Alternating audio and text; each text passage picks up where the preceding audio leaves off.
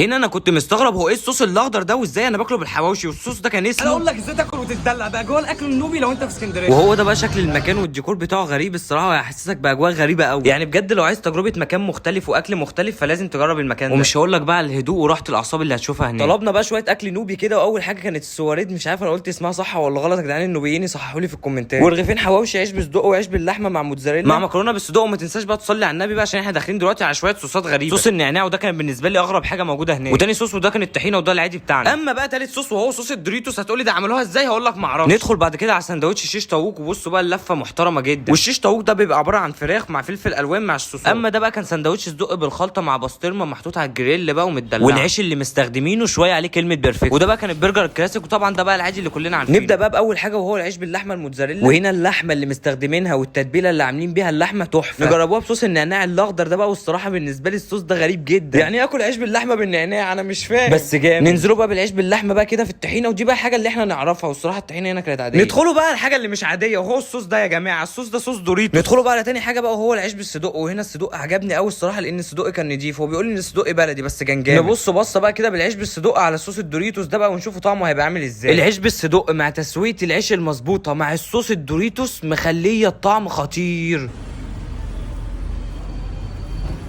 هنا بقى الحاجه الساقعه دي جت في وقتها. ندخلوا بقى على تالت حاجه بقى وهو الشيش طاووق. انا عايز اقول لكم حاجه يا جماعه، ان المكان ده بيعمل اكل النوبي، يعني بيعمل كل حاجه نوبي. الصراحه هنا الشيش طاووق ما عجبنيش خالص، حسيت ان كميه الصوصات اللي فيه ياما دي فمخليها طعمه مش احسن حاجه. ندخلوا بقى على رابع حاجه وهو سندوتش السلاحف النينجا ده. هتقولي هو اسمه كده يا جو، هقول لك لا. هتقولي طب قلت عليه كده ليه، هقول لك عشان كان جامد. السندوتش بقى طبعا انا مش محتاج اقول لكم مليان ازاي، هو تقريبا كانوا حاطين فيه نص كيلو صدور. ندخلوا بقى على الاكل النوبي اللي بجد وهو السواريد، وطبعا ده بقى انا مش عارف اوصف لكم كميه الجبن اللي فيه شكلها عامل ازاي. اكل نوبي نوبي يعني، والصراحه كانت حاجه جديده بس كانت تحفه. شايف يا غالي الحلاوه. اما دي بقى كانت المكرونه النجريسكو العاديه بتاعتنا وكانت غرقانه في الجبن. ندخلوا بقى على البرجر الكلاسيك، والبرجر ده في الشكل حاجه وفي الطعم حاجه تانية خالص. يعني انا لحد دلوقتي مش مصدق المكان ده عرف يطلع البرجر ده بالكواليتي ده ازاي.